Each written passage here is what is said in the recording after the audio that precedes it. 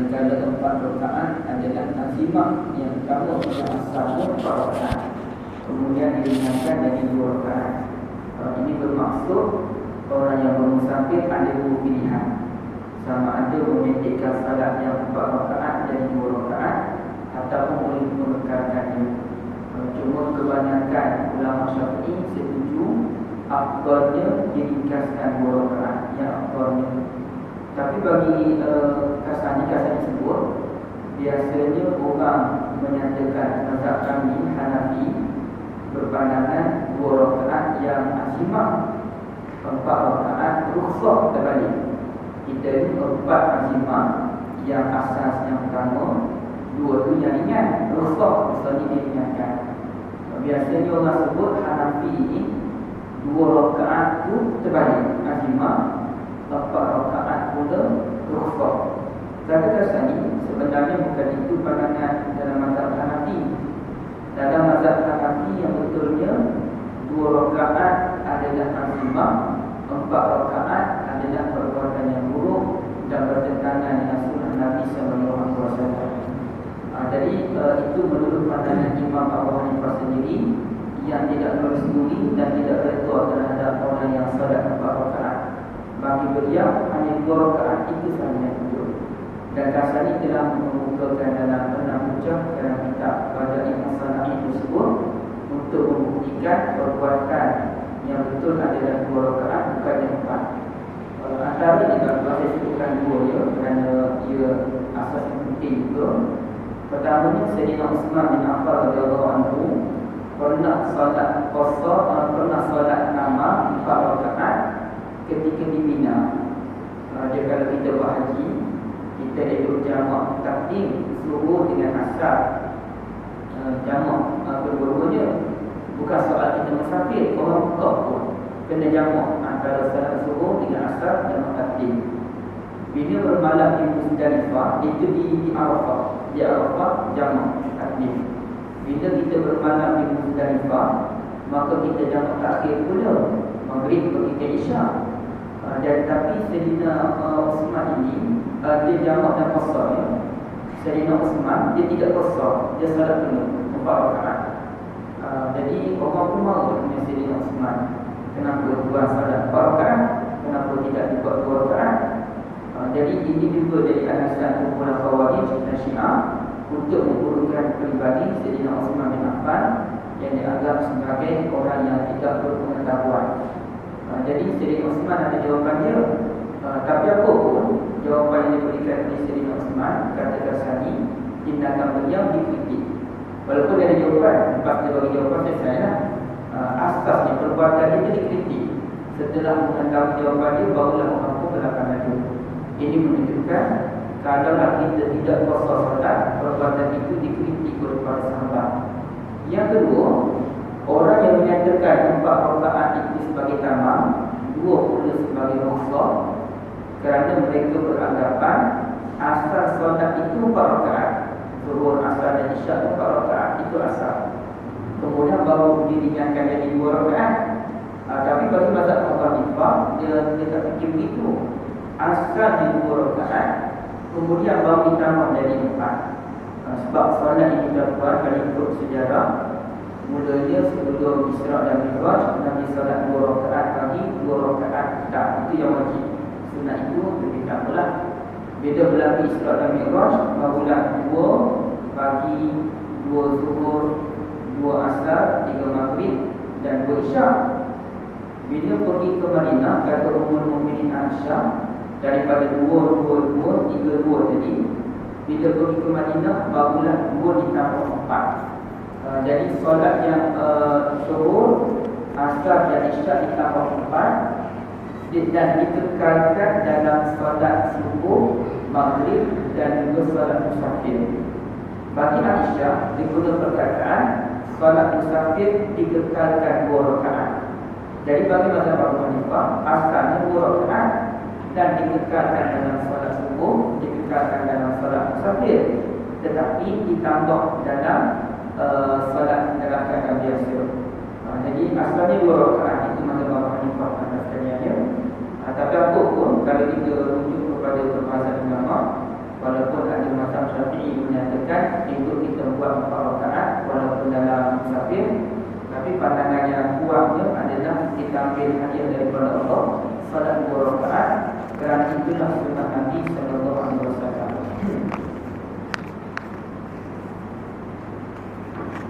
Ibnu Umar radhiyallahu anhu satu kali katanya dia solat qasar, kemudiannya ada sahabat lain tu bangun untuk solat sunat rawatib. Dan dia tanya apa yang mereka buat. Lalu sahabat dia pun bagi tahu mereka menggunakan solat rawatib. Ibnu Umar radhiyallahu anhu ini adalah pakar rujuk dalam solat musafir. Kalau pakar rujuk solat musafir, dia itu diiktiraf oleh para sahabat. Dia kata, kalaulah solat kadalah boleh dikerjakan solat rawatib, lebih baik aku sembahyang 4 rakaat. Hanya suruh dari diri niatkan jadi 2 rakaat, lebih baik dia sembahyang 4 rakaat. Nak cerita dia kalau nak lebih. Jadi kenapa memandai-mandai boleh tambah jadi tambah solat sunat? Tapi ada permasalahan lagi 4 solat sunat ketika musafir itu. Baik, tak sekalian kita tengok beberapa persoalan. Di mana persoalan yang timbul ini ya. Pertama ni dalam membahas tentang saya lupa. Bagi mazhab Abu Hanifah hanya dibenarkan solat qasar ketika buat haji je. Masalah tak boleh. Jadi tak sikitlah dengan mazhab dia kita dibolehkan masalahnya.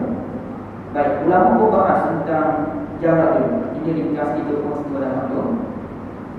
Jarak kalau ikut perbahasan para ulama ini sekitar 80 hingga 90 km. Jadi jumlahnya berbawi, dia pun sebut juga 80 ke 90. Ada ulama kata 85, ada kata 88, ada kata 87. So nampak perhati-hati yang diambil oleh beberapa orang, tindakan ke 90 km ataupun 91 km. Mana dia tindakan orang mimpi itu ya. Tapi saya kira kalau kita pegang 88 km pun dah ada memadai. Cumanya ada orang ambil nampak berhati-hati, dia buat dalam tempoh perjalanan 60 km. Baik. Kalaulah ini kita diberikan ya.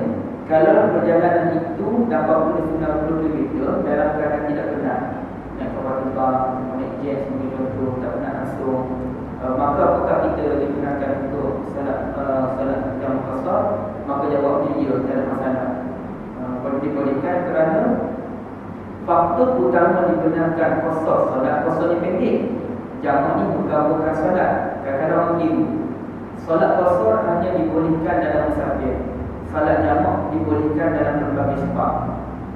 Dalam musafir, solat qasar hanya dibolehkan ketika musafir sahaja. Ada solat qasar jamak, ada solat qasar yang tidak jamak ya. Jadi bukan soal benar atau tidak benar. Soalnya kalau kita musafir lebih daripada 90 km, maka kita tidak dibenarkan untuk solat qasar walaupun kita tidak mengalami keberatan ya. Kemudiannya kalaulah bagaimana pula dengan keadaan orang yang sentiasa bermusafir. Ini biasa orang tanya soalan, dia duduk di Seremban, dia pergi Kuala Lumpur. Seremban Kuala Lumpur ni dia boleh jamak ke? Jamak tempat dulu sebab Seremban tak jauh sangat. Yalah, kalau kita mana ni tempat yang sikit lebih sikit lah. Melaka. Melaka ni kau kerja Melaka tu, Melaka kerja Kuala Lumpur. Ada. Tak takut bayar rumah kat Kuala Lumpur. Oh, kerja Melaka ni Kuala Lumpur setiap hari dia pergi tu. Maka kalau setiap hari tu pandangan yang paling sahih adalah kenakan. Walaupun setiap hari jamak, tidak jamak lah, tidak ada jamak kosong lah jawabnya.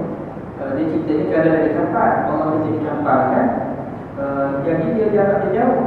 Jadi kalau orang kerja di kapal, memang kerja dia setiap masa di kapal itu, adakah dia digunakan jamak sepanjang masa? Jawabnya ya. Kecuali kapal itu sudah jadi rumah kedua dia, bawa orang isteri, dia pun hidup kat situ, rumah dia pun tak ada gangguan.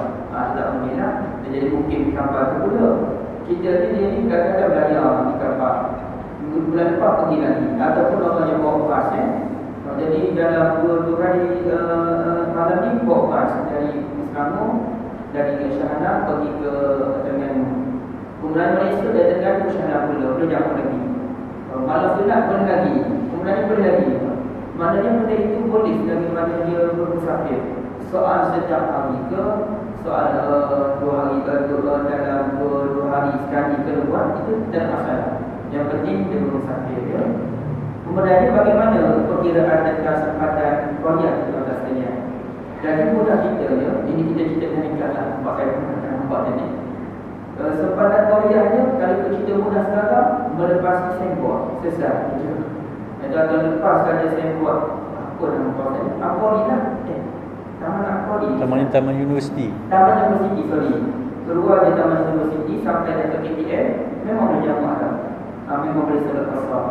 Jadi dia bukan soal kita kena pergi rumah anak dulu.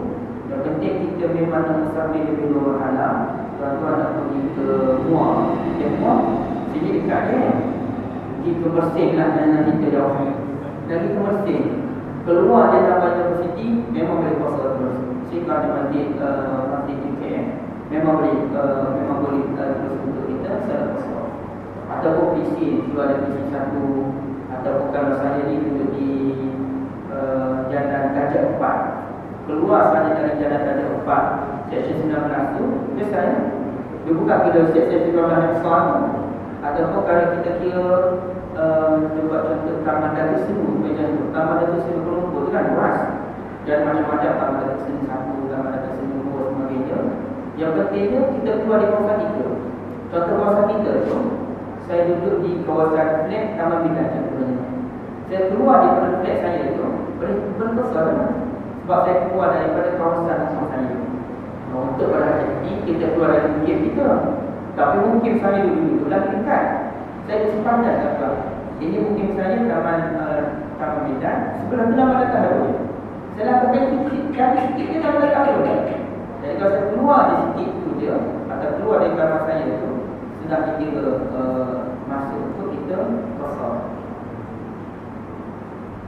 Kalau kita nak solat di rumah lagi, kita boleh solat di rumah dengan alasan kita nak naik bas, entah di mana kita nak berhenti, kita pun penat, naik bas tu nak tidur je, terlampau penat itu. Maka kita pun kita kata kita nak solat jamak di rumah. Kerana kalau sampai di sana je, suka untuk kita solat BDA yang apa suka tu, kita pun dah ada masuk bas nak tidur je. Maka kita boleh solat jamak di rumah dengan alasan dengan syarat tidak boleh kosong. Jadi solat maghrib 3 rakaat, solat isya 4 rakaat, pergi ke bas, naik bas, tidur, selesai. Maknanya tapi tidak boleh kosong kerana kita belum keluar dari kawasan kita.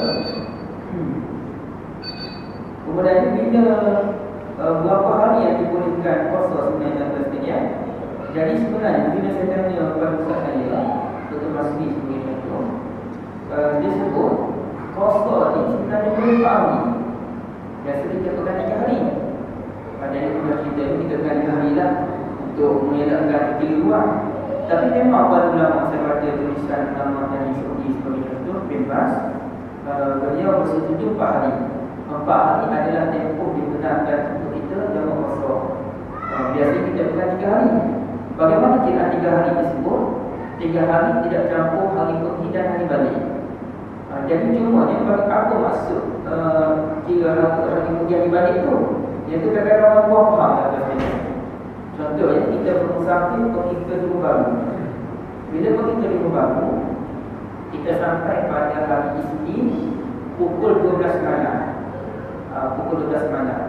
Jadi bermula pukul 12 malam sampailah maghrib hari Selasa. Itu tak dikira. Sebab 1 hari. Boleh ya? Kita sampai 12 malam di Johor. Maknanya hari ini dia bermula malam 7 malam dan berakhir 7 malam esok. 7 malam hari Ahad. Tadi kita dah mula hari Isnin, sampailah malam 7 malam esok, masuk hari malam Selasa itu, maka itulah dikira 1 hari. Maka kalau kita sampai pukul 12 malam hari Ahad, contoh hari ini lah, hari ini kita pulak ke Johor Bahru, pukul 12 malam kita sampai di Johor Bahru. Maka pukul 12 malam sampailah ke maghrib esok, itu belum lagi dikira sebagai 1 hari. Itu baru dikira sebagai hari sampai. Maka esok hari Isnin esok pukul 7 suku malam tu barulah dikira 1 hari. Hari pertama. Jadi kalau dia kira begitulah, hari pertama tu macam mana kiraan dia. Jadi ukur-ukur, saya pun tak faham siapa ni buat tu. Dia kira hari per hari sampai, langsung tak dikira. Hari bergerak itu tak dikira. Contohnya kita nak bergerak pukul 3 petang. Maknanya hari itu tak dikira lah. Bermula dengan malam semalam sampailah 7 malam besoknya, tak dikira. Kalau kita nak bergerak pada pukul 3 petang seperti contoh. Jadi hari gerak dengan hari minggu dengan hari gerak itu tak dikira. Maknanya kita tunjuk tulis ke bawah nampak hari yang bergerak tepat-tepat sikit. Boleh datang ke berjinak. Atau contoh lain kita sampai pukul 10 malam. Bagi contoh sama je. Jadi pukul 10 malam sampai ke maghrib esok belum lagi dikira sebagai satu hari. Itu baru hari sampai baru. Malam esok baru dikira sebagai hari yang pertama. Jadi kalau begitu sebenarnya kita untuk kita. Memang Islam ni nak bagi mudah dia.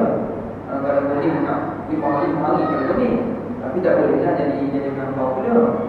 Cuma je kalau kita memang niat untuk berada di satu tempat selama 5 hari ataupun 6 hari, memang dah niat dah. Contohnya kita nak balik ke Bandar Semua ada kampung di Terengganu, contohnya di Kuala Terengganu. Nak balik Kuala Terengganu pada esok dan akan pulang semula ke Bali minggu depan, hari Isnin. Esok gerak hari Isnin dan nak pulang ke Bali semula. Maka tuan-tuan tidak boleh lagi untuk jamak dan qasar apabila sampai di kampung. Tak boleh. Kecuali kalau tuan-tuan balik hari Isnin dan kemudian dia nak balik semula ke Bali dalam 5 hari Rabu, maka dibolehkan. Syaratnya jangan kita berada di sesuatu tempat 4 hari dan ke atas. Tak masuk hari sampai dan hari balik. Kalau kita balik ke Kuala Terengganu hari Isnin, maka kita kira hari Selasa, Rabu, Khamis 3 hari, Jumaat hari ke-4, Sabtu hari ke-5, Ahad hari ke-6. 6 hari dah di situ. Jadi 6 hari ini termasuk kategori 4 hari dan ke atas. Jadi bila dah 6 hari, maka tuan-tuan dianggap sebagai orang bermukim di kampung tersebut. Maka tuan-tuan tidak digunakan untuk jamak dan qasar lagi, kerana lebih daripada 4 hari dan ke atas. Kecuali kita memang target nak berada di kampung dalam tempoh 3 hari, maka boleh kita jamak dan qasar. Masa saya kecil dulu, yang kita jamak qasar ni, kita memang ke situ kita tahu kita nak balik seminggu kemudian. Tapi kita jamak dan qasar 3 hari. Lepas jamak dan qasar 3 hari, barulah kita tidak jamak dan qasar. Sebenarnya tak boleh dah. Awal-awal lagi tak boleh. Kerana kita dah niat kita nak berada di sana 4 hari dan ke atas. Kecuali kita tak pasti hajatnya nanti sekejap je dalam 2 hari. Tapi balik ke kampung tiba-tiba banjir pula, tak boleh nak balik, dah sekat lagi. Jadi tunda pula dalam 2 hari lagi, dah sekat lagi. Tunda sampailah 15 hari sebagai contoh. Jadi kalau dah ditunda-tunda itu, maka yang kita jamak selama 3 hari itu dibenarkan, tak ada masalah. Yang tak boleh kalau kita sudah buat penentuan. Biasanya orang dalam masalah ada tentu dah dia beli tiket kapal masa siap. Jadi bila dah beli tiket kapal masa siap, itu sudah dikira sebagai penentuan tersebut. Kita dah tentukan. Kalau kita tak tentu tapi kita dah ke kampung 40 hari sebagai contoh. Jadi saya balik ke kampung kerana isteri saya pandai di kampung 40 hari. Jadi 40 hari itu tetap lagi tentu bila kita balik ke Kuala Lumpur semula.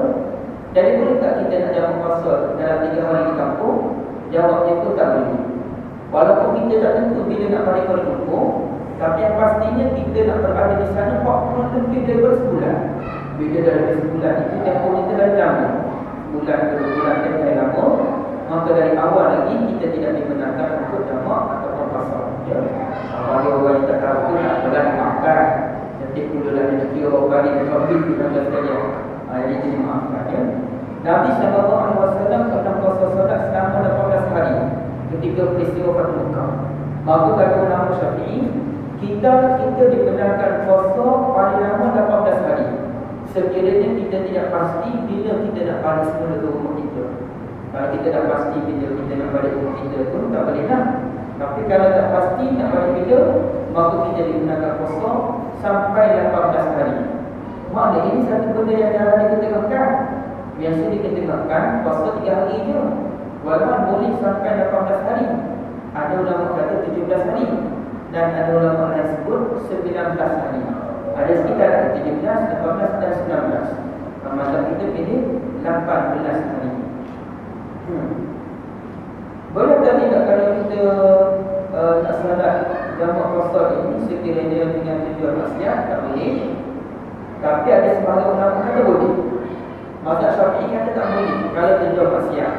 Jadi orang kata nak pergi ke selatan sebab itu masalah kelihatan tu yang Allah tu nak habis Allah nak buat komodot ke sembilan mungkin sebab beberapa Kelantan yang duduk di sempadan tu biasa bekerja siang dan buat cara orang perempuan di sana. Jadi kalau ada pergi ke sana dengan tujuan yang kita elok tadi, boleh tak dengan jamu kosong? Ada ulama kita boleh. Tapi ada Syafi'i dalam kitab ini dia bersebut awal pada kita boleh, kerana jamu kosong adalah hadiah untuk orang yang taat kepada Allah. Tapi bagi orang lain ini bukan soal ketaatan, ini soal dia musafir. Jadi dia musafir, dia taat kepada Allah tu, dia taat kepada Allah tu, itu cerita lain. Yang penting dia bermusafir. Bila dia bermusafir, maka dia dibenarkan untuk jamak dan qasar. Soal dia dapat pahala ke ataupun dia dapat dosa, itu cerita lain. Soalnya dibolehkan. Nah, jadi ini tak silap saya mazhab Abu Hanifah pun begitu ya kodnya. Sebab ada ulama ni terkait betul akhlak dengan amal ibadah. Ada ulama yang membezakan akhlak cerita lain, ibadah cerita lain, khusyuk cerita lain, ibadah cerita lain. Maka kita khusyuk dengan salat ini ada kaitan. Maka bila khusyuk dan salat ada kaitan, wajib kita tamakninah. Tapi bagi mazhab Abu Hanifah sebagai contoh, tamakninah tidak wajib. Ia hanya tanda kesempurnaan salat. Jadi kalau tak ada tamakninah pun, sebab Allah memahami dan beristirahat, kalau terus pergi sujud tak apa. Sebab tidak wajib tamakninah. Cuma akan kurang dari sujud kesempurnaan pahala sahaja. Jadi lebih baik kita pegang mazhab Syafi'i, iaitu kita tidak dibenarkan untuk salat jamak qasar dalam kes maksiat, tapi dibenarkan dalam kes ketaatan dan dalam kes perkara yang diharuskan seperti melancong ke, ada kerja di mana-mana, walaupun dia tidak kait dengan ketaatan saya pun dibenarkan. Allah itu perbincangan sebenarnya. Ustaz, dari segi apa ni? Katakan jarak tu, ada yang berpendapat, ada katanya ada qaul daripada Imam Syafi'i katanya minimum jarak tu 40 ke? 40 ke 60. Jadi kalau nak kira minimum sekarang ni macam mana? Kalau Ustaz tadi kata 80 kan? Sebenarnya dalam kes jarak ni tak ada satu pun dalil yang boleh yang paling jelas untuk dipegang. Yang ada hanyalah dalil-dalil yang dikiaskan oleh ulama. Sebab tu ada seorang ulama, termasuk ulama ahli sahih, mereka berpandangan tak ada jarak. Saya profesor ni berjamaah sebenarnya dah terpaksa dah. Dengan besarnya ampun benda ni lewat. Saya terfikir nak keluar maghrib atau dalam minggu, saya direct keluar maghrib pun boleh.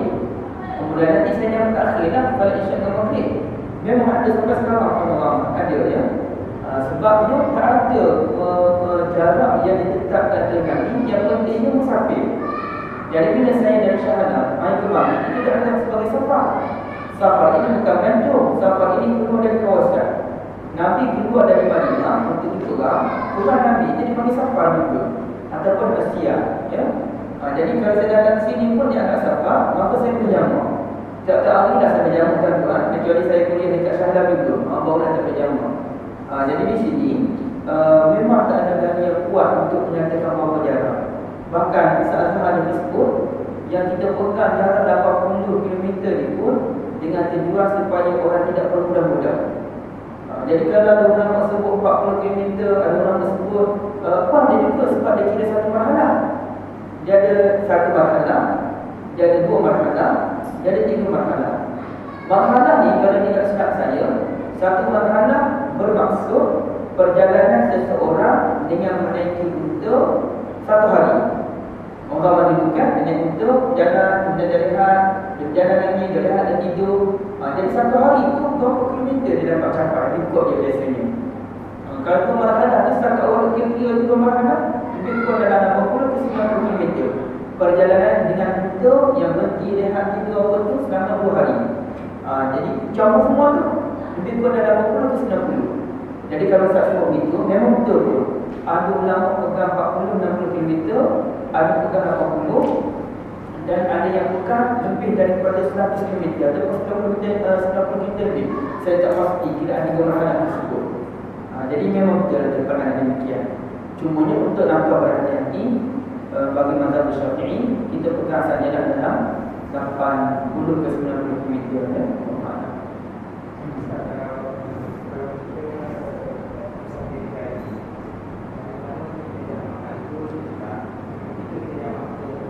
Ini tak masalah. Sebab jamak ni pilihan kita.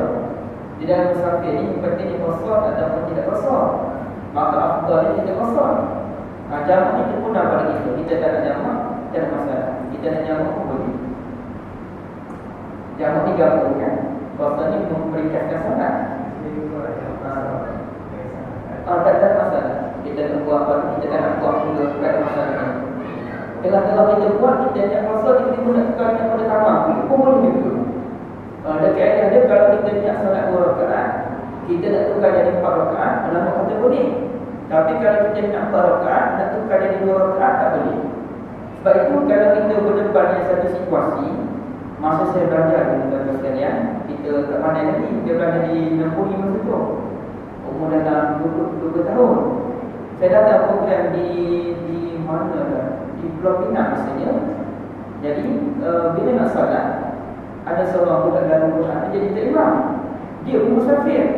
Jadi kita ingat dia sembahyang subuh ni 2 rakaat dan jamaknya asal 2 rakaat. Tapi tengah sembahyang ni tiba-tiba dia bangun rakaat yang ketiga.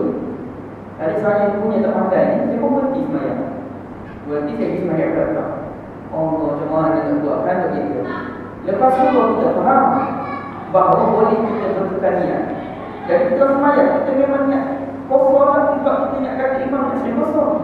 Tiba-tiba imam bangun rakaat yang ketiga. Maka kita pun tekan niat, jadi tamam. Jadi di dalam bab ini dia ada 2 cara. Satu memang kita niat tamam terus. Kita singgah solat di mana-mana masjid, imam solat tamam, wajib kita solat tamam. Tak boleh kita nak kosong. Imam duduk dari akhir, kita pun Allah Akbar dari akhir imam, kita semua 2 rakaat je dulu. Bagi contoh, tak boleh. Walaupun kita hanya sempat saja akhirnya imam. Sebab imam sembahyang tamam. Bila sembahyang tamam, walaupun kita sempat rakaat akhir tu, kita tetap kena sembahyang 4 rakaat. Ataupun imam bangun rakaat yang ketiga, kita pun masuk rakaat ketiga imam. Imam bagi salam, kita bagi salam kata-kata sekalian. Tak boleh sebab imam sembahyang 4 rakaat. Maka kita kena sembahyang 4 rakaat. Bahkan kalau kita kira ada orang sembahyang sunat 2 rakaat, maka kita pun duduk sebelah dia, kita sembahyang zuhur ikut imam. Maka kita pun kena sembahyang 4 rakaat kerana dia sembahyang 2 rakaat sunat itu adalah tamam bagi dia. Tamam bagi sembahyang sunat ni 2 rakaat. Maka tamam bagi orang sembahyang zuhur adalah 4 rakaat. Walaupun imam sembahyang 2 rakaat, kita kena sembahyang 4 rakaat. Itu kata ulama, mungkin ada nak permasalahannya. Jadi satu, kita kena niat tamam mengikut imam. Kalau imam tu memang bermukir di situ. Yang kedua, kalau kita merasakan dan kita yakin imam solat kosong, maka kita pun yang kosongkan imam. Dan kalau tiba-tiba imam bangun rakaat yang ketiga, dia buat rakaat kita, maka boleh kita tukar niat. Yang ketiga, kita taklid pada niat imam. Kalau imam sembahyang 4, aku sembahyang 4. Kalau imam sembahyang 2, aku sembahyang 2. Apa boleh juga. Saya pun kadang-kadang dulu buat bini berangkat dan orang tak tahu lagi, rupanya boleh. Aku sebenarnya ikut imam lah, kalau sebenarnya imam yang 2, aku 2. Kalau imam yang 4, aku yang 4. Jadi boleh-bolehkan itu dalam format ni. Jadi yang sebut tadi boleh dah. Sekejap tak jamak, lepas tak nak jamak, nak kosong dan kosong, dan pulang pada kita ya. Cuma awalnya kosong.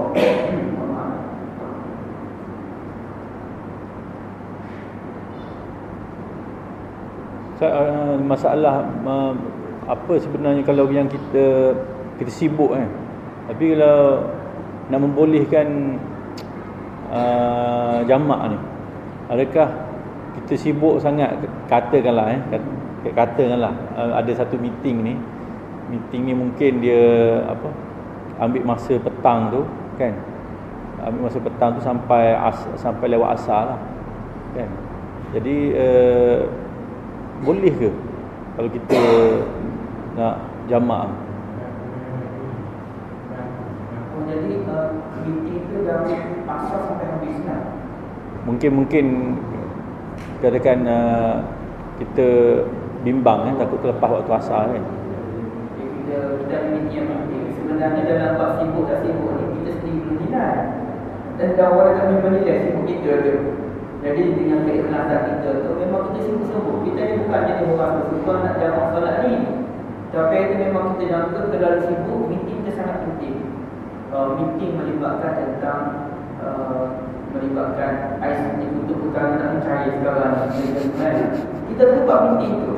Bagaimana nak fikir proses nak buka semula IC untuk perkara.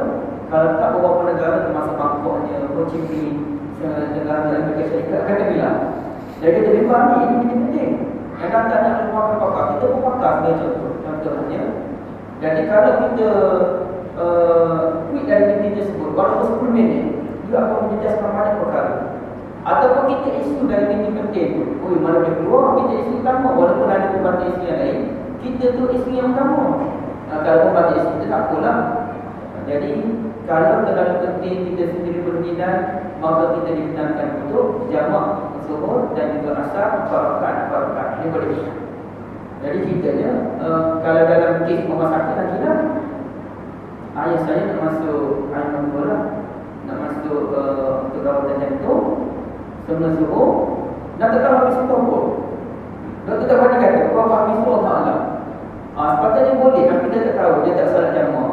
Dia tunggu dulu, barulah kemudian dia masuk dalam bilik, keluar sebelah asar ni, dah selesai dah. Sepatutnya dia jamak terus, dibenarkan untuk jamak terus. Kerana dibimbangi, kita tersibuk tadi. Doktor pun boleh terus jamak. Sekiranya doktor pun bimbang maka masuk, maka doktor pun terus jamak. Bagi contoh, dan doktor tidak mengambil kesempatan lah. Itu mengikut perkiraan dia, memang makan masa asal. Tiba-tiba habis awal, dia kan dah habis. Itu dimaafkan, itu bagi sebut doktor tersebut. Allah Ta'ala, itu juga. Jadi sibuk itu atas sekalian, termasuklah dalam kes menjaga keselamatan, pun digunakan jamak. Benar pula hari ini ATM tu ada masalah berat. Dari kita orang yang berjaya dengan keselamatan, tak nak keluar, kena jaga duit tu. Habis waktu maghrib, tak perlu ada kali bila maghrib aku ni dosa dan tak perlu. Dia kena jaga keselamatan tersebut. Lepas isyak, barulah dia jamak takhir. Maghrib 3 rakaat, isyak 4 rakaat. Polis yang terpaksa berjaga pun boleh jamak macam-macam inilah. Jumpa buat meeting tu memang kita paling sikit buat penilaian. InsyaAllah dibolehkan ya. Ada macam mana kes Allah berbuka saya Pak. Ada yang penting dalam bab jamak ni. Saya penting kita bimbang. Lalu kita pun terus jamak solat tersebut. Lepas kita jamak solat, tiba-tiba kita tidak settle awal. Macam tadi dah pembedahan, habis pempat. Maka dalam itu adalah hadiah untuk dia. Yang penting memang dia dah prepare dah. Tiba-tiba benda dah habis awal. Jadi bila dah habis awal, itu dianggap sebagai hadiah untuk dia. Jadi ini macam cerita kita dah jamak dibentuk pukul 3 petang. Dibentuk tu jamak salat subuh dan asar. Jam puasa 2 rakaat. Tiba-tiba sampai di maghrib tak asar lagi. Jadi macam mana cerita dia? Memang ada ulama kata kita kena ulang balik. Sebab kita sampai ke tempat itu sebelum masuknya waktu yang lain. Tapi bagi ulama yang lain, tak apa, itu dikira hadiah untuk dia. Dan kalau boleh, dia mengelak sikit. Maknanya dia nak sampai ke tempat ini, nak sampai ke Taman Universiti, 4:10 tu sampai. Asal sikit lagi, yang pasti nak sampai. Asal sikit lagi. Lebih baik berhentilah dulu mana-mana kedai, naik kopi dulu. Jadi pukul 5 baru sampai Taman Universiti. Barulah syaidah daripada khilaf pun dibolehkan. Kalau kita senang ikut jalan jauh pun tuan-tuan sekalian pun dibolehkan. Pusing sana pusing sini, cukup nomor hadap. Macam tu, dibolehkan, tak ada masalah. Itu tidak dipanggil trik pun ya. Dia panggil trik juga ihtimam. Maknanya kita bagi ada adjustment sedikit. Dibolehkan, tapi janganlah sekali buat maksudnya. Benda itu dibuat kerana kita memikirkan kita dari jauh. Kalau sampai ke rumah nak senyasar oleh Allah, kita kalau ke rumah kita nak balik terus je kerana penat. Maka kita istimewa sikit, kita tembakkan sikit. Posisi sikit, pukul 4.45 baru masuk taman universiti. Maka kita terlepas. Kali kepandangan dalam keadaan sama, tapi kali kepandangan awal tu tak apa, masuk je. Dah kita jamak, kita dah kosong dah, sampai pukul 4 sampai ke tempat. Kita telah diberikan kemaafan. Itu pelanggaran yang diberikan kepada Allah.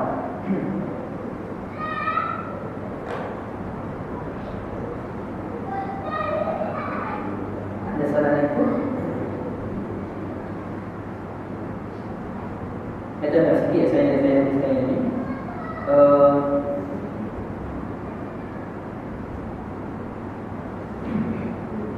Wah, ini sebenarnya saya nak bagi hadiah kepada saya nanti, tapi saya buku ni sebab saya beli buku ni jualan hujung tahun. Saya baca lah buku ni tapi dah bentuk yang lama, tak cantik. Jadi bila jualan hujung tahun tu, dijual ada satu kategori buku, 5 buah buku RM50, 9 buah buku RM50, 12 buah buku RM50, 2 buah buku RM50.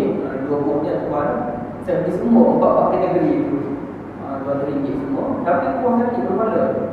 Kalau di satu-satu pun RM5 yang Allah sayangnya. Beli 5 RM50, beli 9 RM50, beli 12 RM50. Memang dia dah beli semua. Bermuslim alhamdulillah. Adalah sekalian, macam kes yang pernah kita kongsi. Bagaimana kalau kita terperangkap dalam jam, boleh tak kita jamak? Pun dibolehkan kita jamak. Jadi sebenarnya dia ada dua cara ya. Kalau kita jam pada waktu maghrib dan kita mungkin terlepas maghrib, so jangan kayu. Berilah je. Dan orang yang berilmu ni dia tak kandung dalam bab ibadah ni, tapi dia tidak peringat-ingatkan. Dengan ilmu yang ada dia tenang ya? Jadi sampai tak perlu kita kejar, tak perlu kita nak pucuk kereta lalu-lalu, itu bahaya. Dan Nabi pun sebut bila kamu pergi ke solat, fa'alaikum bisakinah, kamu kena tenang. Maknanya tak boleh pucuk mata saya dulu nombor buat dalam sangat ni. Lepas kelas saya buka kita solat dan kita masa sebenarnya. Tapi maknanya kita tak perlu kita nombor lalu-lalu nak sampai rumah sebelum isyak. Kita buat tenang. Selagi mana kita jam dan kita tak mampu nak berhenti. Nak berhenti di Petronas, Allah anak dah menangis akan dah. Kalau berhenti Petronas dulu bukan sekadar anak menangis, mau menangis sama. Jadi kalau kita lihat isteri anak lah. Kalau kita ada kerja, kita pun tak jumpa jalan nak berhenti di Petronas dekat mana. Tengok hujan lepas tak apa payah kita. Maka kita pun biarkan maghrib dan lebih sahaja. Kita pun jamak takhir. Salat maghrib dulu barulah salat isyak sebagaimana yang kita canangkan sebelum ini. Tapi kalau dalam kes salat yang tidak boleh dijamak takhir, contohnya salat asar, maka caranya salat dalam kenderaan mudah dia. Kita dianggap sebagai orang yang darurat. Kalau kita ada alat untuk bersuci, kita dipanggil fakir tahuran. Orang kehilangan 2 alat bersuci. Air tak ada untuk berwudu, tanah tak ada untuk tayammum, pakaian kena kotor, tak boleh nampak sembahyang. Tak kira pakaian kotor tak kotor, wudu ada atau tidak, tayammum ada atau tidak, tak kira, dia pergi solat. Itu adalah bentuk pandangan mazhab Syafi'i. Ada 4. Pandangan yang paling kuat menurut Al-Imam Nawawi radhiyallahu anhu adalah solat dan tidak perlu qada solat tersebut. Pandangan yang paling kuat dalam mazhab Syafi'i, solat dan kena qada solat. Kerana salat itu dipanggil salat lima waktu. Tapi bagi Imam Nawawi, yang paling kuat dalil adalah sama dengan pandangan Abu Hanifah, salat dan tidak perlu diqada salat tersebut. Salat itu dikira sah. Jadi tak ada data-data sekalian. Pakaian kotor tak boleh nak buat sembahyang. Bukan sekadar pakaian kotor tak boleh buat sembahyang. Tak ada pakaian pun kena sembahyang. Kalau kita baca kitab Al-Muh Imam Syafi'i, bahas tentang orang kena membuat tak ada pakaian, kena sembahyang macam mana? Bahas satu-satu, tak imam tak ada pakaian. Jadi kita sembahyang Jumaat pun tak sembahyang Jumaat. Kalau sembahyang Jumaat, sembahyang kena berdiri ke kena duduk? Berdiri mana? Kalau duduk dekat lagi. Ada macam bincang tuan. Kalau Jumaat tu lelaki perempuan ada, semua tak ada pakaian macam mana duduk? Kalau ada seorang lelaki seorang perempuan, ada satu pakaian, siapa berhak untuk pakai? Imam Syafi'i bahas benda ni. Ini dipanggil fiqh takhayulah, fiqh khayal bagi. Fiqh khayal ni, kalau berlaku macam mana? Kalau berlaku macam ni dulu bagaimana? Ada khayal, dia pun pakai ilmu untuk pedagang kita. Jadi kalau tak ada pakaian pun kena salat, apa tak lagi kalau pakaian betul? Maka salat itu je, dan salat Kalau kita terperangkap asar, solat dalam keadaan sah. Bila masuk maghrib, kita pun menggunakan salat jamak takhir di rumah saja. Cuma Imam Abu Hanifah mencanangkan janganlah setiap pukul 5 tu terus solat. Tengok-tengok benda sampai rumah dah. Jam sekejap dia berjalan rancang, dia kena sampai rumah. Jadi Imam Abu Hanifah kata tak, kalau itu yang cipnya kita tunggu dulu. Tunggu pukul 6 suku. Memang jam tu 6 suku ni baru sampai sini baru bergerak 1 kilometer baru 6 suku tu. Dan pukul 5 dah tu. Akhirnya kita jamak diberikan. Tak boleh kita nak terus buat dalam pukul 5 tu terus buat, tak boleh. Kerana kita tak tahu apa kemungkinan yang berlaku pada kemudian. Baik untuk kita tahu Allah. Jadi salat jamak qasar ini adalah satu anugerah Allah kepada kita semua, dimudahkan. Dan sebenarnya pun dalam masa bahas tentang akhirnya kedudukan salat jamak qasar bagi orang sakit. Jadi wujud tak salat jamak qasar bagi orang sakit. Jadi setengah ulama salat jamak, bukan salat jamak qasar, salat jamak bagi orang sakit. Jadi memang ada setengah ulama membenarkan salat jamak bagi orang sakit. Orang sakit itu bukan orang sakit tangan, tuan. Sakit tangan nak jamak apa? Ini orang sakit kalau perempuan tu sakit yang tinggal tu, simpis tu. Nak bangun pun tak boleh. Tak akan nak semai subuh suaminya kena orang khusus supaya sembahyang asar, orang khusus supaya dan sembahyang. Sebab saya tengok kakak ipar saya sakit yang itu, memang tu bangun tuan, tak boleh nak gerak. Ambil masa lama tu. Jadi kalau sakit tu sampai kaki pun kena simen tergantung, orang pembadangan teruk, ataupun memang badannya tak boleh nak bergerak, maka ada ulama yang mencadangkan salat jamak terus untuk meringankan urusan. Setengah ulama mencadangkan jamak suri. Jamak suri ini maknanya salat subuh lewat waktu, salat asar awal waktu, salat maghrib lewat waktu, salat isya awal waktu. Dekat-dekat digabungkan terus. Tapi ada ulama yang cadangkan terus dijamakkan. Bagaimana pula dalam kes hujan yang terlalu lebat? Memang ada ramai tuan-tuan sekalian. Hujan turun terlalu lebat di pandai-pandai BTM antaranya. Hujan turun lebat dan turun salat jamak dalam bilik asrama masing-masing. Jadi di sini nampak kaya macam memudah-mudahkan pula. Tapi memang ada ulama berpandangan demikian. Walaupun kita nampak macam bermudah-mudah, memang ada ulama berpandangan dibolehkan orang untuk solat jamak bukan solat jamak sahaja, walaupun berada di rumah masing-masing atas alasan hujan lebat, hujan yang terlampau lebat. Tapi saya sendiri lebih cenderung untuk menerima syarat ulama, yakni jam itu hanya berlaku di masjid, bukan berlaku di bilik. Kenapa kita nak jamak di bilik? Hujan lebat kita memang ada di bilik, tak masalah. Pun ada di rumah masing-masing, tiba-tiba nak jamak, tak ada kaitan.